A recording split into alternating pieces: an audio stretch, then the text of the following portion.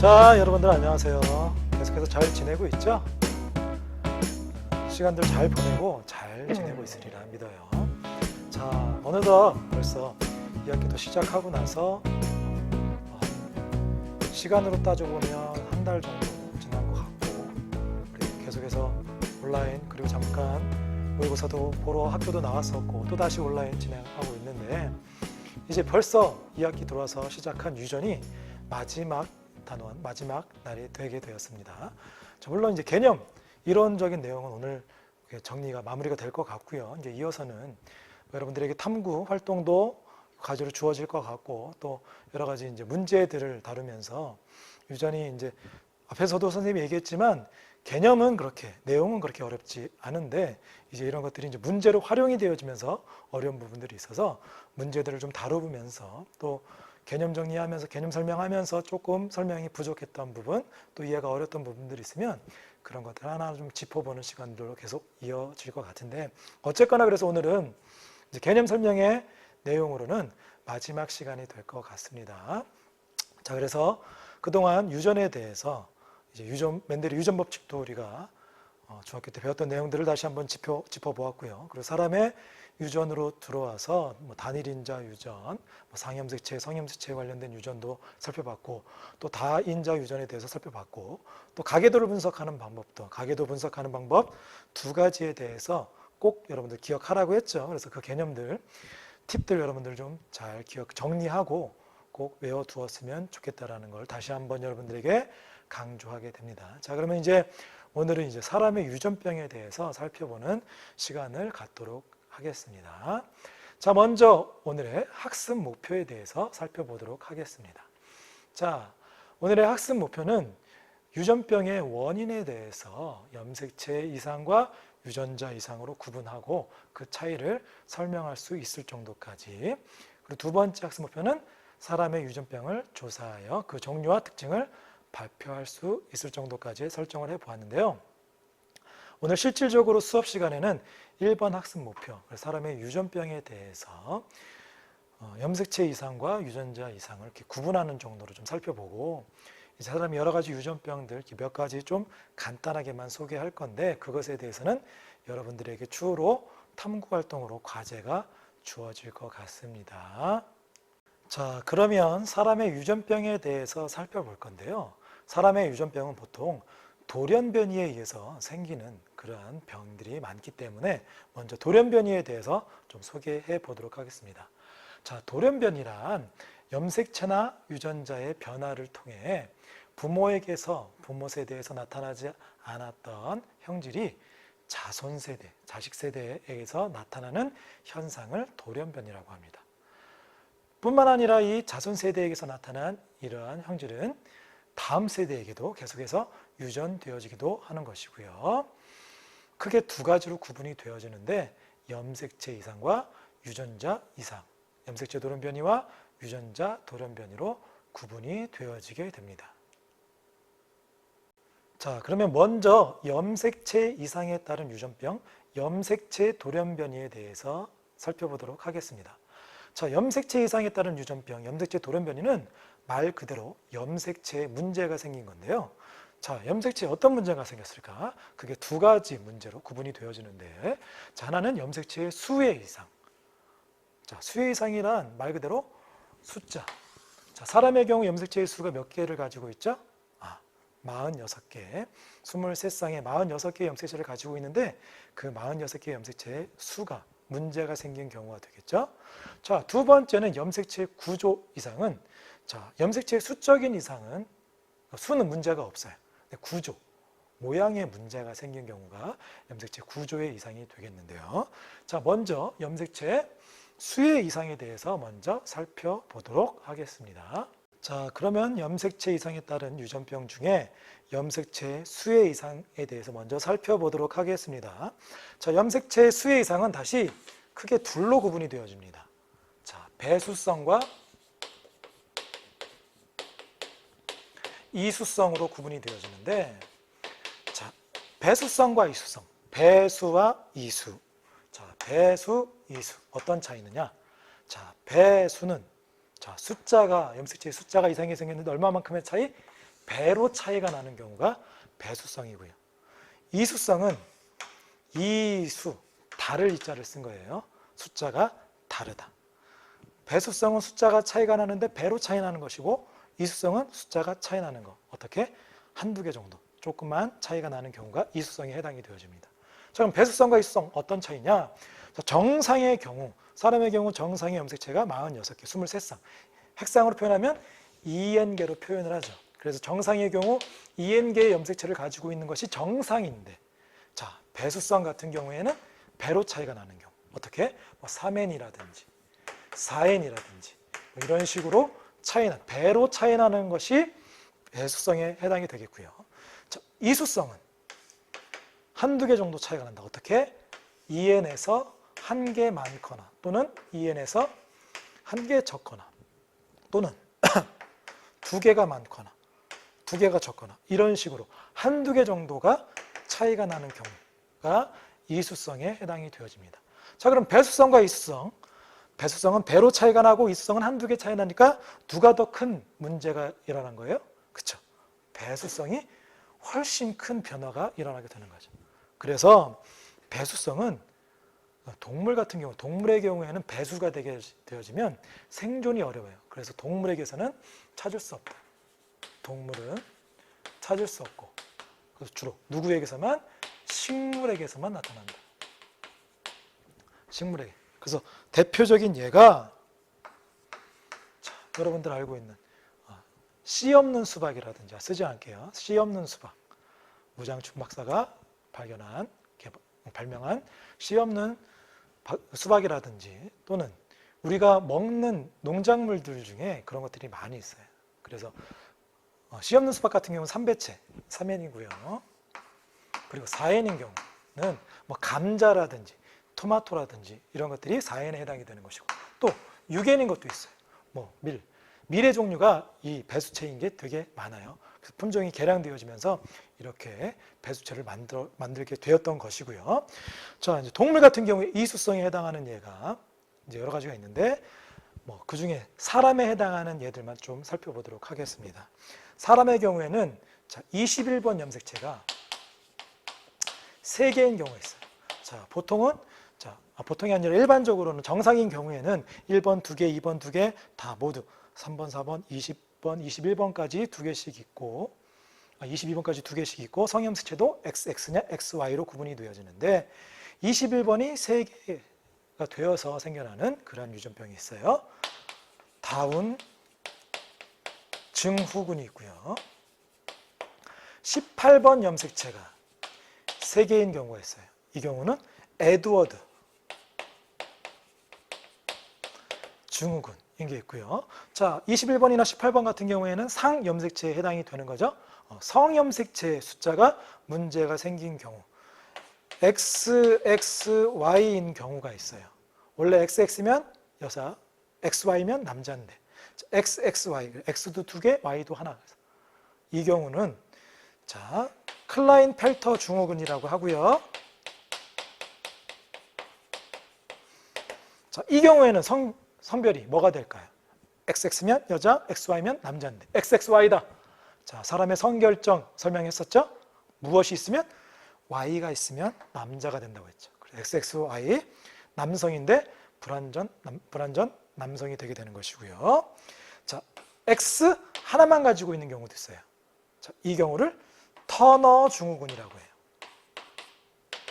터너 증후군. 얘는 여자, 남자? 여성이 되게 되는 겁니다. 불완전 여성이 되는 겁니다.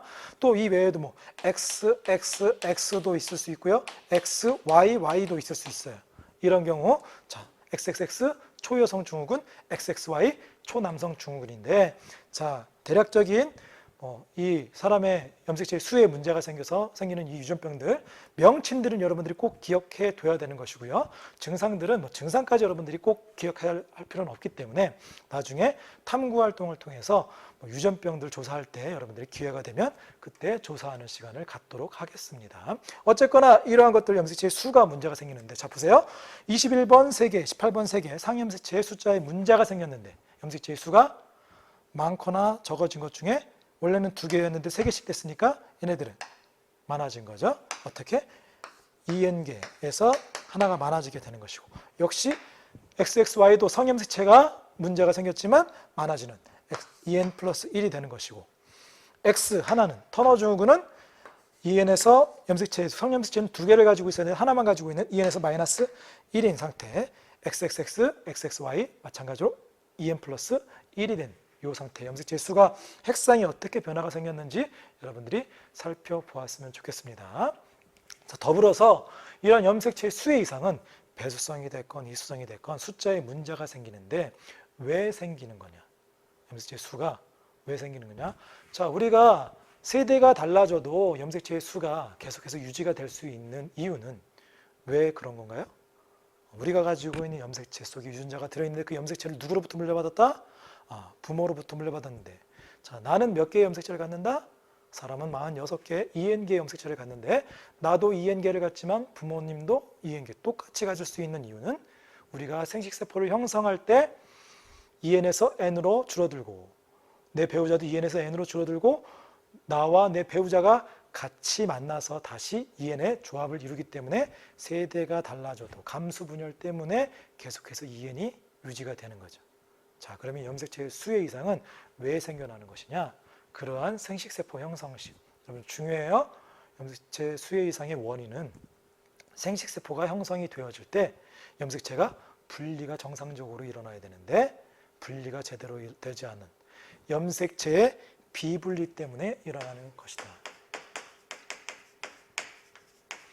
염색체의 비분리 때문에 나타나는 현상이 되어지는데 이 염색체의 분리는 자, 생식세포 분열 때도 일어나고 체세포 분열 때도 일어나게 되는 것이고 생식세포 분열, 감수 분열 때도 1분열 때도 일어나고 2분열 때도 일어나게 되는 거죠. 그래서 1분열 때 분리가 염색체가 분리가 되어질 때 그게 안 일어나게 되면 문제가 생길 수 있고요. 2분열 때 또 분리가 될 때 문제가 생기면 비분리가 되어지면 또 문제가 생길 수 있는 거. 그래서 1분열 때 비분리냐 2분열 때 비분리가 되느냐에 따라서 염색체의 숫자가 어떻게 되는지 이런 것들을 이제 가계도랑 연결시켜서 나중에 문제 언급되는 경우가 많이 있으니까 그때 문제 다룰 때 다시 한번 설명해 보도록 하겠습니다. 자, 그러면 이어서 염색체의 이상, 염색체의 돌연변이 중에 염색체의 구조의 이상이 생긴 경우를 살펴보겠는데요. 이 염색체 구조의 이상은 수는 정상이에요. 수는 2n개로 정상의 개수를 갖는데 뭐만? 구조. 그래서 염색체 구조 이상은 염색체의 일부 구조, 자, 모양이 변화가 일어난 경우가 염색체의 구조의 이상이 되어지게 되는데 다시 이 염색체 구조의 이상은 4가지 종류로 구분이 되어집니다. 자, 결실, 여기, 중복, 전좌, 이렇게 4가지로 구분이 되어지는데요. 용어가 계속해서 한자 용어예요. 그래서 조금 어려울 수 있는데, 자, 먼저 결실. 결실은 염색체의 일부가 소실된 거, 사라진 거, 잃어버린 경우를 결실이라고 하고요. 자, 역위는, 자, 역전하다 뒤집어지는 거죠. 위치. 그래서 위치가 뒤집어진다라고 해서 자, 여기는 염색체 일부가 뒤집어지면서 순서가 바뀌었어요. 순서가 바뀐 것이고요. 중복은 자, 중복 반복되는 거죠. 염색체 일부가 반복된다. 가 되는 것이고요. 자, 전좌는 여러분들 학교를 옮겨가는 걸 뭐라고 하죠? 전학이라고 하죠. 그리고 우리 뭐 살다가 이렇게 뭐 이사 가가지고 이 주소지에서 빠져나가는 걸 전출이라고 하잖아요. 또는 전입이라고 하고, 그렇죠? 전이라는 것은 옮겨진다. 무엇을?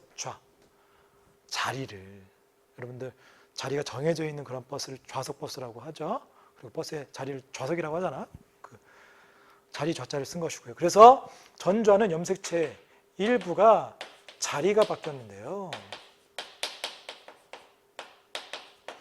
자, 결실력이 중복 전좌 구분해서 여러분들이 살펴봐야 되는데, 자, 결실력이 중복은 하나의 염색체만으로도 충분히 설명이 가능한 구조의 이상이 이 세 가지예요. 그래서 하나의 염색체에서 여러분들 교과서 143페이지에 그림이 나와 있는데, 하나의 염색체가 이렇게 있으면 하나의 염색체에 들어있는 유전자들이 이렇게 정해져 있겠죠. 뭐 순서에 따라서 A, B, C, D 뭐 이런 식으로 있으면, 자, 결실이라는 것은 이 하나의 염색체에 들어있는 일부 중에 뭐 A가 하나가 또는 AB가 뭐 ABC가 어떤 부분이 떨어져 나간 거, 이게 결실인 것이고요. 자, 여기는 염색체의 일부가 순서가 바뀌었다. 어떻게? 거꾸로 뒤집어지면서. 그래서 원래는 A, B, C 순인데 A하고 B가 이 부분이 뒤집어져서 B, A, C, D 이렇게 순서가 원래 순서에서 앞뒤가 바뀌는 그러한 경우를 역위라고 하고요. 자, 중복은 일부가 반복된다. A, A, B, C, D가 되든지 또는 A, B, A, B, C, D가 되든지 아니면 A, B, C, C, D 어떤 한 부분이 반복되는 그러한 경우를 중복이라고 하는 것이고요. 자, 전좌는 자리가 바뀌었다. 여기 순서가 바뀐 거랑 자리가 바뀐 거랑 무슨 차이인가요? 여기 순서 바뀐 것은 하나의 염색체 내에서 순서가 바뀐 것이고요. 전좌, 자리가 바뀐 것은 자, 유전자들마다 자기가 위치해야 되는 정해진 염색체의 자리가 있어요. 1번 염색체에 있어야 되는 유전자들, 2번 염색체에 있어야 되는 유전자들, 3번 염색체, 각 염색체마다 있어야 되는 유전자들의 자리가 있는데, 이 전좌는 그 자리가 바뀌었다는 얘기인 거예요. 원래 1번 염색체에 있어야 되는 유전자가 3번에 가서 붙었다든지 9번에 가서 붙었다든지 다른 염색체에 가서 붙는 경우가 전좌가 해당합니다. 그래서 이러한 네 가지로 염색체 구조 이상은 결실력이 중복 전자로 되는데, 각각에 해당하는 것들이 어떤 문제가 생겼는지 여러분들이 구분하면 되겠고요. 대표적인 예로 사람에게서 나타나는 염색체 구조의 이상에 의한 대표적인 예는 우리 교과서에 있는 거 두 가지에 대해서 좀 여러분들이 기억하면 될 것 같아요. 자, 그러면 이어서 유전자 이상, 유전자 돌연변이에 의한 유전병에 대해서 살펴볼 건데요. 자, 유전자 이상, 유전자 돌연변이는 자, 앞에서 봤던 염색체 돌연변이랑 비교하면, 자, 염색체 돌연변이 같은 경우에 염색체 자체 수의 이상이라든지 아니면 구조가 이상이 생긴 경우를 염색체 돌연변이라고 하는데, 유전자 이상은 자, 염색체가 있어요. 자, 염색체 돌연변이는 염색체 수가 통째로 문제가 생기든지 아니면 일부가 문제가 생기는 경우, 이런 경우가 염색체 돌연변인데, 자, 유전자라는 것은 어디에 있다고 그랬죠? 염색체 하나하나. 그래서 염색체 정해진 자리에 정해진 위치에 유전자가 존재한다고 했는데, 자, 이 염색체는 무엇으로 구성됐다고 그랬어요? DNA와 히스톤 단백질로 되어 있을 때, 이 DNA 중에 유전자라는 것은 긴 DNA 가닥, 염색체를 구성하는 긴 DNA 가닥 중에 어떤 형질을 결정하는 정보가 들어있는 DNA 가닥의 그 한 부분을 유전자라고 했죠. 그래서 이 유전자를 살펴보면 유전자는 DNA의 한 부분인데, DNA가 이렇게 있으면 이중나선 구조로 있을 때 어떤 한 부분, 이 부분에 어떤 형질을 결정해주는 정보가 들어있는 부분이라고 그랬어요. 이때 이 DNA 속에 들어있는 이 형질을 결정해주는 정보는 보통 단백질을 합성하는 정보가 들어있는데, 무엇으로? 여러분들 1학년 때 통합과학 시간에 배웠던 DNA를 구성하는 염기 서열, DNA는 핵산, 우리가 생명과학 시간에도 초반에 우리 이번 단원 2학기 들어서도 앞부분에서 설명했었죠. 핵산의 일종이고, 핵산을 구성하는 기본 단위는 뉴클레오타이드고, 뉴클레오타이드를 구성하는 성분이 염기, 당, 인산으로 되어 있는데, 그 염기 A냐 T냐 C냐 G냐라는 염기 서열에 따라서 얘네들이 단백질을 결정해서 형질을 결정해 주는데, 이 DNA 염기 코드, 얘네들의 일부가 변한 그러한 경우가 유전자 이상이에요. 그래서 이 염기 코드가 어떤 경우에는 하나만 바뀌었다든지 하나만 끼어들어갔다든지 빠졌다든지 뭐 이렇게 해서 생기는 그런 변화인데, 그러면 앞에서 얘기했던 염색체 이상, 염색체 유전변이, 염색체 돌연변이랑 비교해 보면 이 DNA를 구성하는 염기 코드 하나, 두 개 얼마 안 되는 것이 변화된 거니까 그 규모 면에 있어서는 누가 더 큰 변화가 일어난 거겠어요? 그렇죠. 염색체 돌연변이가 훨씬 큰 변화가 일어난 거예요. 그래서 유전자 돌연변이는 아주 작은 변화긴 하지만 이 변화를 통해서 형질 자체가 문제가 생길 수가 있어요. 그래서 생기는 유전병이 유전자 돌연변이가 되어지게 되는데,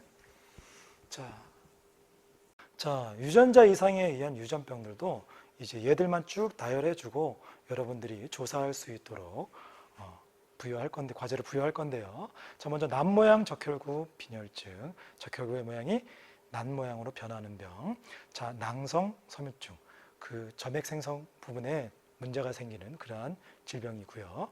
알비노 백색증. 그래서 얘는 그 동물들 중에 하얀색을 나타내는 것들이죠. 뭐 백사라든지 백호라든지. 사람 같은 경우에도 원래 흑인 같은 경우는 피부색이 검은데 이렇게 하얗게 그 피부에서 색깔을 나타내는 그 색소가 색소를 만드는 유전자에 문제가 생겨서 나타나는 질병. 페닐케톤요증. 오줌 속에 페닐케톤이라는 물질이 섞여 나오는 경우. 그리고 혈우병, 우리 앞에서 봤던 반성 유전의 대표적인 예였던 혈우병이라든지 헌팅턴 무도병, 신경계에 이상이 생겨서 발생하는 헌팅턴 무도병이라든지 연골 발육 부전증, 이러한 것들이 이제 대표적인 유전자 이상에 따른 유전병들인데, 뭐 이것들도 그렇고 나중에 여러분들 이 외에도 그렇고 유전병들에 대해서 조사하는 탐구 활동을 내보도록 하겠습니다.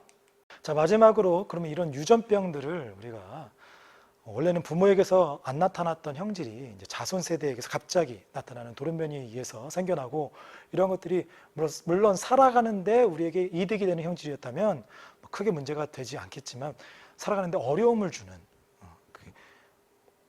문제가 되어지는 형질들이기 때문에 병으로 취급하게 되는 것이고, 미리 진단하고 대비를 할 필요가 있기 때문에 이렇게 진단을 해야 되겠죠. 그래서 유전병을 진단하는 방법에는 크게 어느 시기에, 태어나기 때 어느 시기에 하느냐에 따라서 양수 검사와 육모막 돌기 검사라는 게 있어요.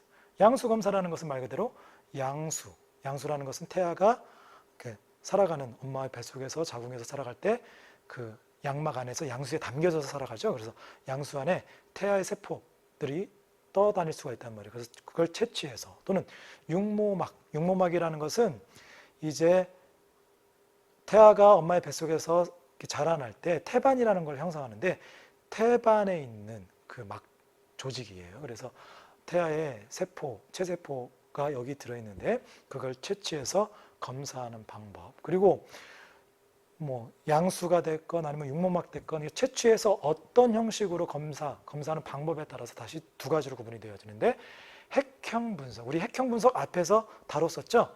핵형이라는 것은 염색체의 수와 구조를 분석하는 거라고 그랬어요. 그래서 핵형 분석이라든지 생화학적 검사를 통해서, 자, 핵형 분석은 염색체의 수와 구조를 확인하니까 어떤 유전병을 검사할 수 있느냐, 염색체의 수와 구조의 이상을, 염색체의 돌연변이를 검사할 수 있는 방법이 되겠죠.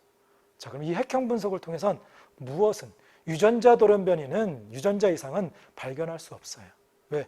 염색체 중에 유전자는 아주 극히 일부, 지금 염색체에서 점을 선생님이 찍었는데 점만큼도 안 되는 변화가 있을 수 있기 때문에 핵형 분석을 통해서 유전자 돌연변이는 확인하기 어려워요. 그래서 생화학적인 검사, 어떻게 유전자가 문제가 생기면 우리 몸속에서 생겨나는 단백질 또는 효소, 이런 것들이 생겨나는 게 문제가 생겨서 정상적인 대사활동, 물질들의 반응이 정상적으로 일어나지 않기 때문에 특정 물질들이 축적이 된다든지 아니면 안 만들어지는지, 이런 식으로 해서 생화학적인 성분들을 분석하게 되는 거죠. 또 뭐 이 외에도 실질적으로 여러분 임신하게 되면 아이 하는 기본적인 검사가 뭐 초음파 검사, 초음파는 아이가 모양이 어떻게 생겼는지, 머리가, 손발이, 생식기가 어떻게 생겼는지 검사하는 거죠. 그래서 외형적으로, 물론 뱃속에 있을 때도 하고 또 태어났을 때도 하는 뭐 그런 검사도 있고, 이런 것들을 통해서 유전병을 미리 진단해 볼 수 있게 되는 겁니다.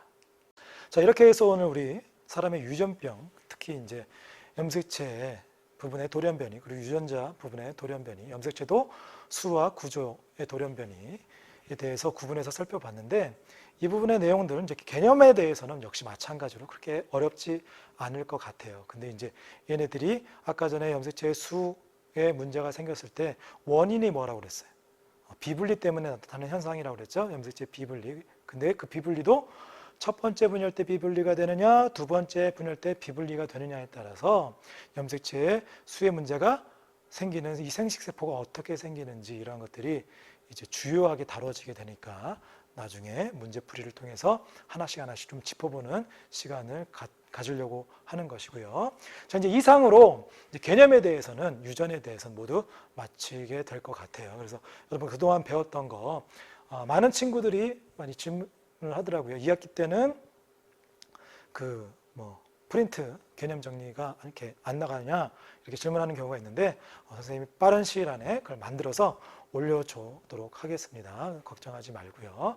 그리고 이제 문제에 대해서도 실전 문제들, 기출 문제들을 다루고 주로 이제 이렇게 하는 기본적으로 이렇게 분석하는 것들 이렇게 연습하면 크게 어려움들이 없을 수 있을 것 같으니까 차츰차츰 우리가 단계를 밟으면서 이렇게 하나씩 익혀가는 시간이 되었으면 좋겠습니다. 자, 여러분들 오늘도 수고 많았고요. 이렇게 이제 곧 등교해서 얼굴 보게 될 텐데 등교하기 전에 아직까지 그냥 추석만 체크하고 수업들 다 안 들은 친구들 있다면 그런 친구들 없길 바라고 없을 줄 믿으며 꼭 미리미리 좀 잘 듣고 개념 정리 좀 해두었으면 좋겠다는 부탁을 다시 한번 여러분들에게 드리면서 선생님 항상 하는 얘기 있죠? 건강 주의하고 행복한 시간 보냈으면 좋겠습니다.